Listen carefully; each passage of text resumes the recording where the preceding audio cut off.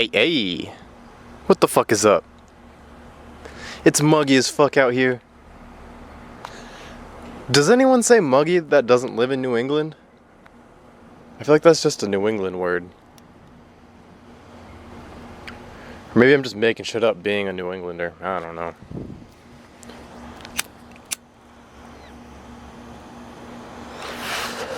I've got this leftover joint here. Ugh. Leftover joints are so stale. But I found out if you pinch out the burnt part when you put the joint out, it tastes a whole lot better when you light it. Otherwise you have to burn off the tip because it's just trash at that point. But the rest of the weed in the joint, even though it's been soaked in resin, you know, that tar in your smoke is covering that weed, it's still pretty good. I mean, you're gonna smoke it anyway.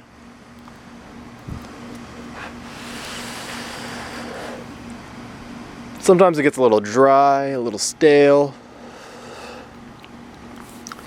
This one actually seems pretty fine. The weed wasn't that dry to start, so I think that has a part in it. But I clearly don't have anything to talk about right now, so let's move to something else. Today, it smells like shit in my backyard. I guess because they were doing tree trimming. They were cutting down a ton of trees in my backyard. Pardon me. They were cutting down a ton of trees in my mom's backyard. Or lack thereof. We literally have like a 5-foot strip of grass, and then it hits this big dirt hill and goes into the forest.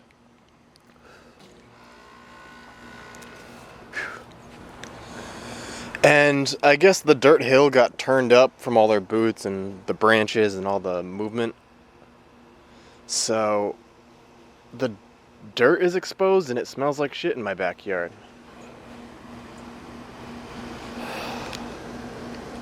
But to be honest, I can't really even smell it anymore. I've been out here for like 5 minutes now. My mouth tastes like weed. I think I'm more distracted by the humidity. Oh, if you didn't know what muggy meant, I meant it's humid as fuck out here. We out in New England, bruh. I don't know what the humidity is right now, but it's got to be at least 60. I'd guess 80 because it's fucking gross. I feel like everyone's experienced 60% humidity. That's pretty standard anywhere that gets any amount of rain. But it's been raining for like almost a week out here. And it's gross.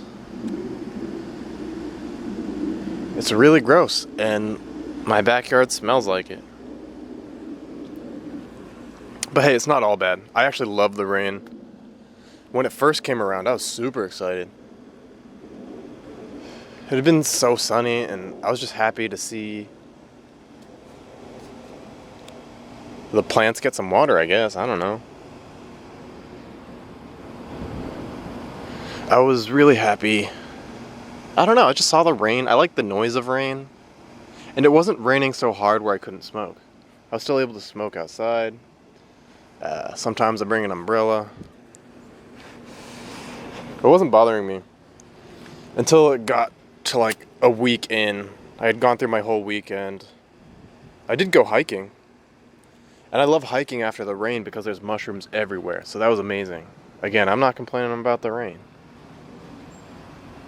But that being said,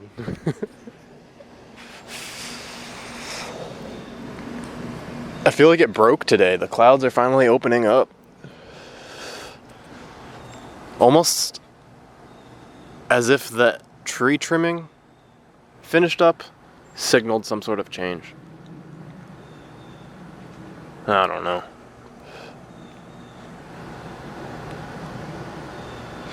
It was kind of annoying to work from home with the tree trimming going on.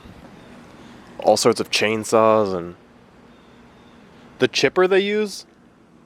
It sounds exactly like the flesh pounds from Killing Floor, if you've ever played it.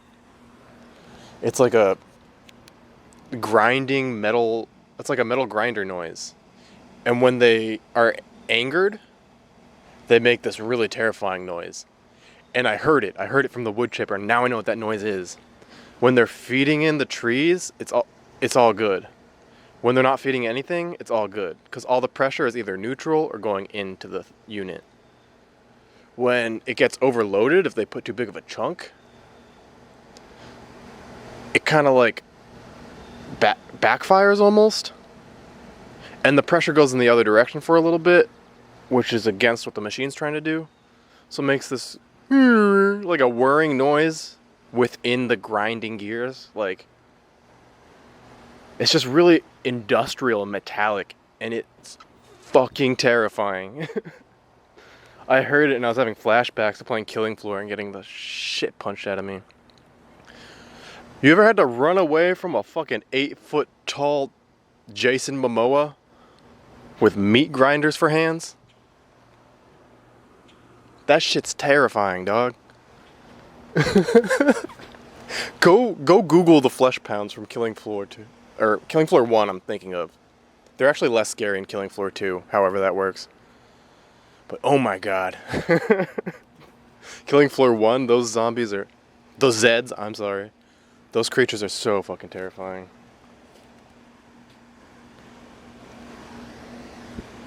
What was I talking about? Oh yeah, the rain. You know, I'm happy to see the rain go. I mean, I was happy to see the rain come. Now I'm happy to see it go. And rain's good, man. The trees are loving it. Plants are loving it.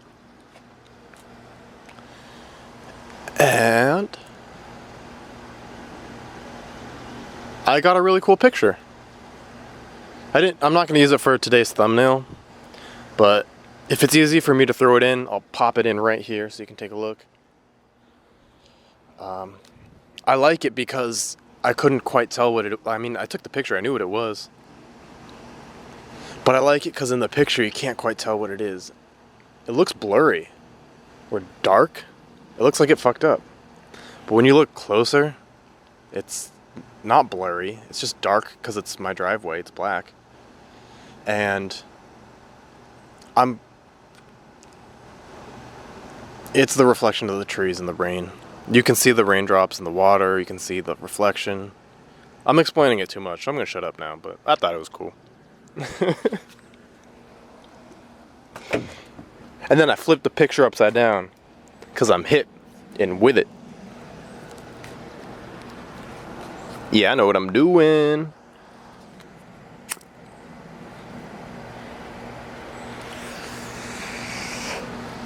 I feel like a day when I feel like I became an adult the day I realized nobody knows what they're doing. Kids don't know what they're doing, and adults are like, oh, one day you'll learn, one day you'll understand. They always make it out to seem like they know what they're doing, but you don't. And that's why you listen to them. You should still listen to them, but that's not why. You should listen to them because they're experienced and wise, and even if it's something you don't agree with, just the perspective and insight is valuable to you, even if you don't think it is. Listen to your elders, respect your elders. Big facts.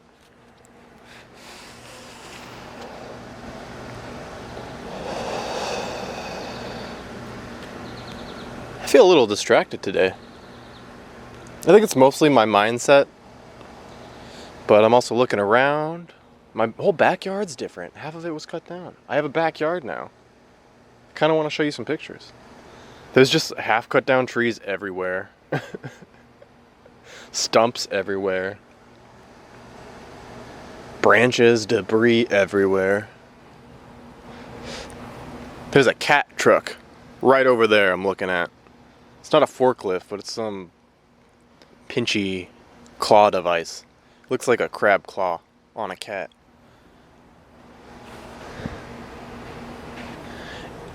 It's a free truck, I guess? I don't know why they left that here. And there's like a shovel. What is that? Is that a snowplow? They left something. They left a lot of things. They're supposed to be done, but I'm assuming they told my mom they're finishing up tomorrow. Because if this is the finished job, it's actually still pretty sweet. Because like, we got what we wanted. We have a backyard now. And sunlight, more importantly. Like, we could do solar panels. We have space. We could put a jacuzzi up there. That's not going to happen. I don't think we have the funds for that. Maybe if we sell the house.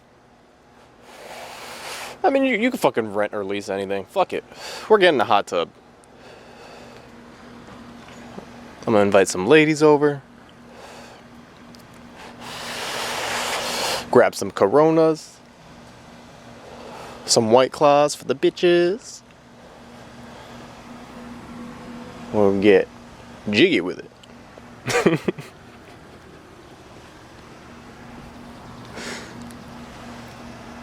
I don't like to put disclaimers on my jokes, but this is my podcast, so if you're curious, I'm actually not single.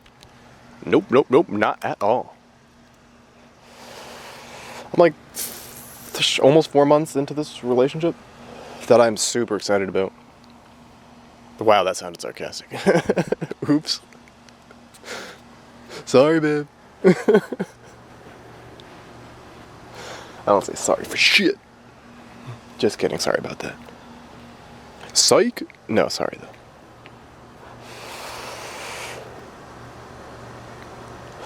But yeah, we're like 4 months in, and I feel like we're at a really interesting stage where we're working things out.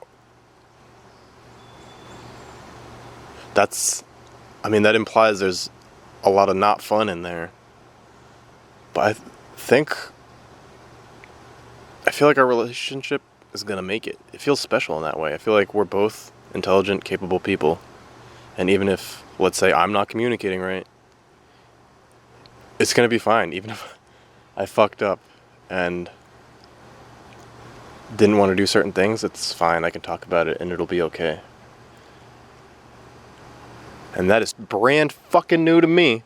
Because the few relationships that I've been in, any sort of problem just spirals into a nightmare immediately. Which is, I think, why I'm so obsessed with trying to speak my mind and be unfiltered. I think it's a big part of, like, my comedy perspective, you know?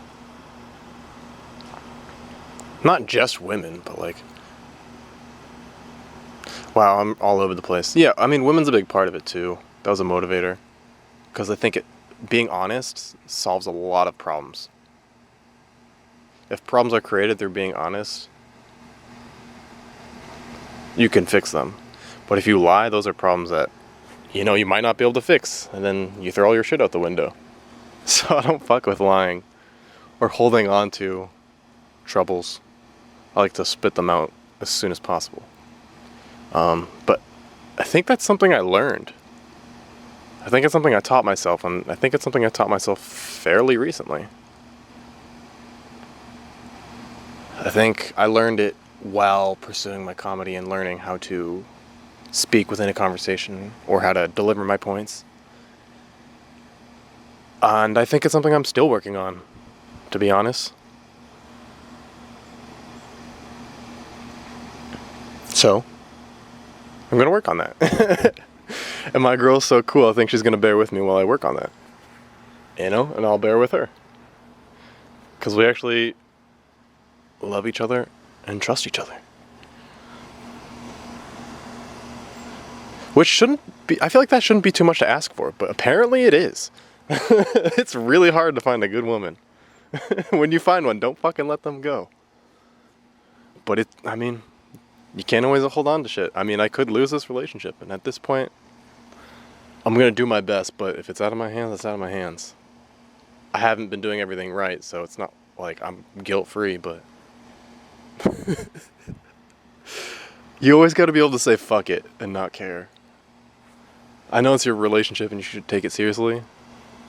Or I know it's my relationship and I should take it seriously. But you always got to be ready to say fuck it. Not in a bad way. You're not abandoning it. Not that you're abandoning anyone. But that you can't be too committed. And I feel that especially being a guy. and knowing a lot of other guys, like young males in their 20s, I feel like that's a very unstable creature. Even the stable ones, like, I feel like the quiet ones are the ones you gotta worry more about, to be honest. Because men will take their relationships way too fucking seriously, even if they don't think they like the girl. Which doesn't make sense to me. I don't know, is it good pussy? Who knows? But anyway. You can't... I just see so many young guys that'll be in a breakup or something, or get cheated on, and they're suicidal about it. I can relate to that too. I feel like I was already depressed, maybe a little suicidal at the time. But that expounded itself with the breakup. Even though it was a good thing to break up, it was rough on me, and I was even rougher on myself. And it's crazy because you convince yourself that that is your everything. That's what you work for. That's like your family. That's what you do. That's your blood. That's what you put in your time and effort for. So you can live and be happy with your family.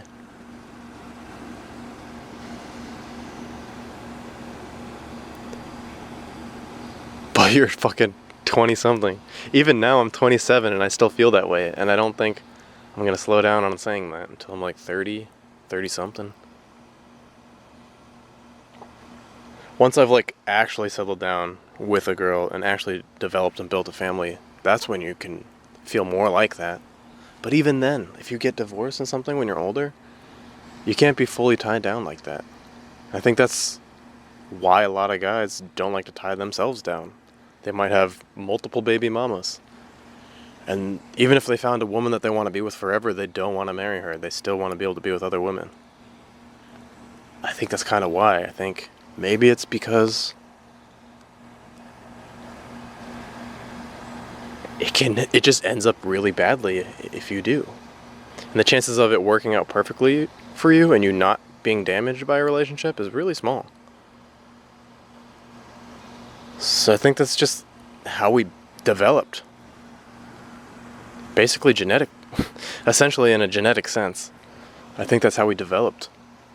To be aggressive and really committed, but also have like this thing in the background that's no commitment whatsoever. Want to be able to just pick up and move whenever.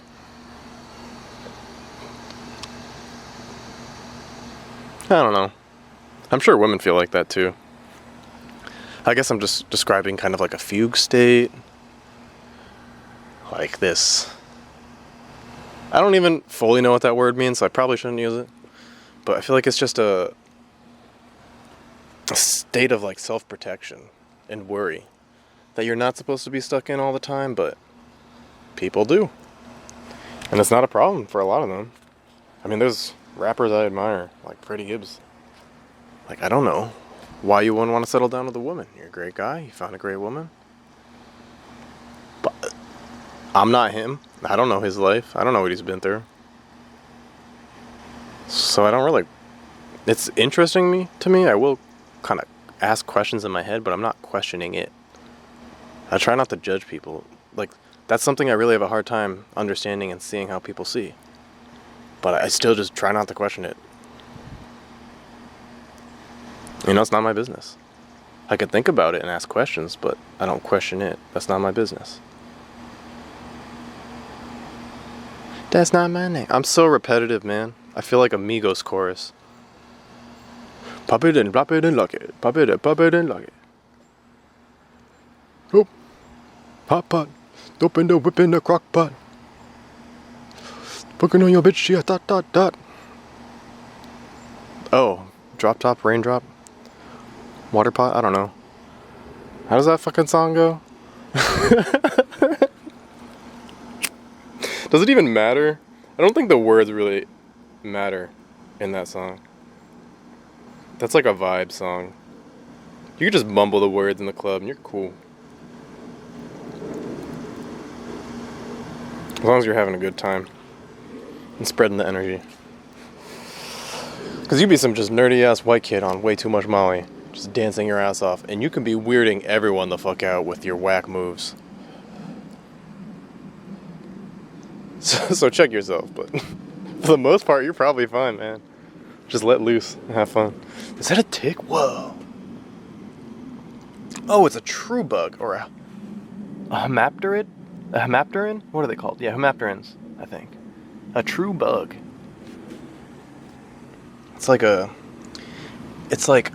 looks like a tick mated with a praying mantis, a really tiny praying mantis. And it's like a spider-like mantis. It's weird.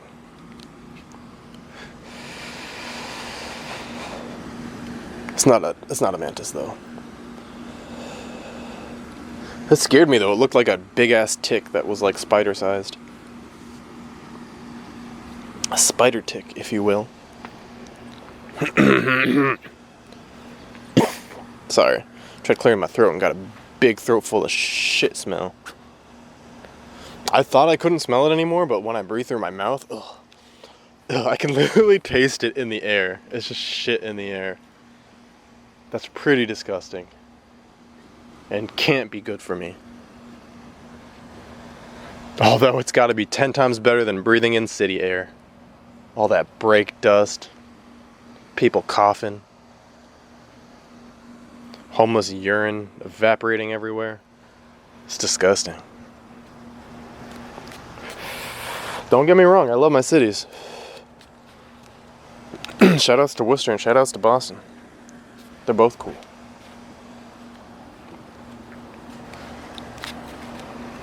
But it is not healthy to be so densely packed with all those people.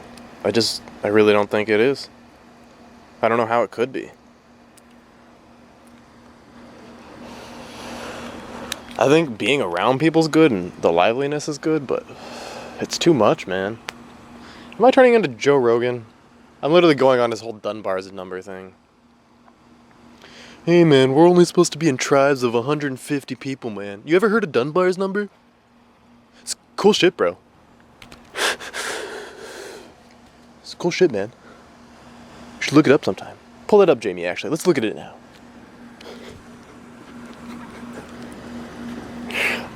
That fucking Joe Rogan. That asshole. Who does he think he is?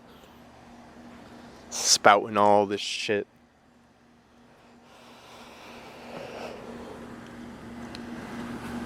I don't know, but I admire it. For some reason. I find it valuable to my mind.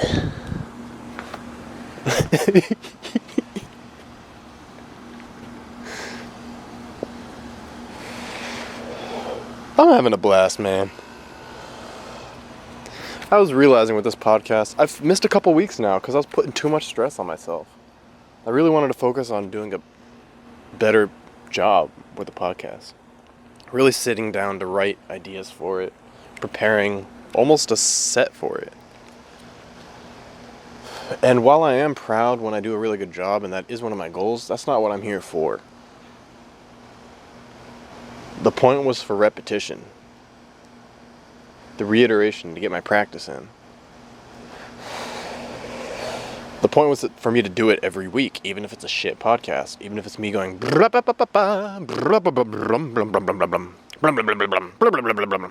I don't know. If I don't even say a word for the whole podcast, that's better than me not doing it. I've been skipping it, and I skipped one or two, and that was cool, because I put in a lot of work on the 100th podcast. I called it my special. Ew, not like a special. It's not a comedy special. It's just the 100th episode special. You know.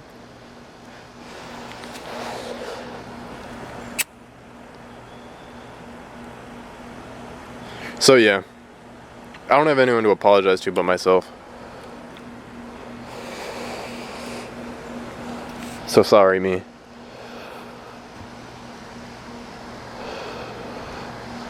Hopefully you listen to this.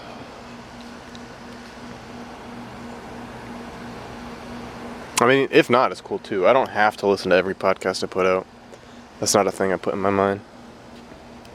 It's just there. It's like a time capsule, you know? How people put time capsules and send them in the future, 50 years.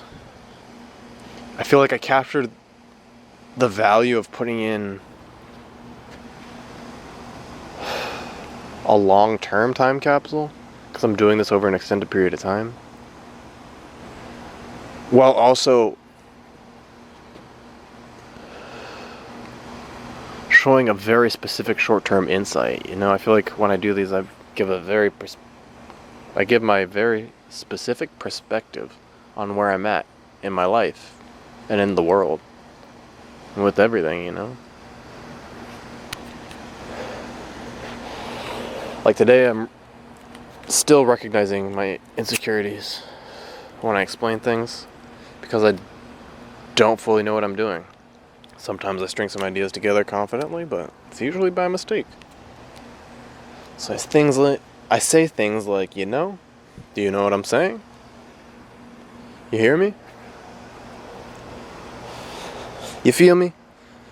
I just keep doing that shit. And tons of people do that. Some people say like, some people say But if I really want to do this shit, I gotta iron that out. I can't be speaking like that still. I want to be a professional. If I don't act like one, I could never expect to be one. At least that's how I see it.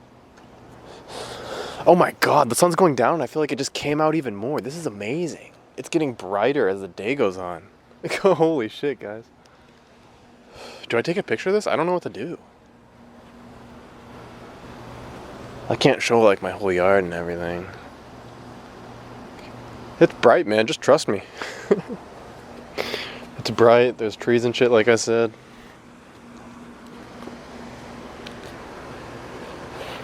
And there really is a cat truck just on the side of my house. And I kind of want to go see if the keys are in it. Yeah, let's do that real quick.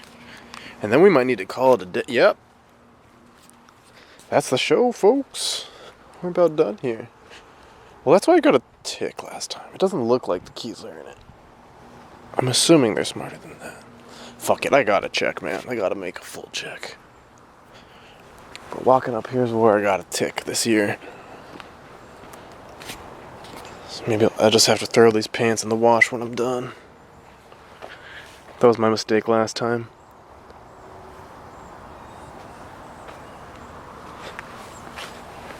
Alright, I gotta get really up in this bitch. There's ants everywhere. Like red ones too, and they're fucking on my slippers. I have these open-toed slippers, man. Oh, that one won't come off because it's smeared onto my shoe. There's tea in there. I don't even see an ignition or something.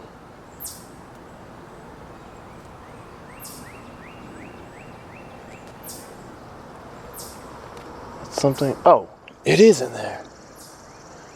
No way. Well, now I have to try it out. But the show's over. And I don't actually want to try it out. I'm too old for this shit.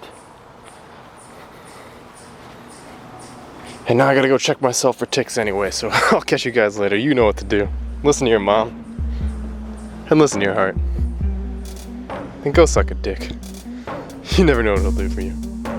Bye.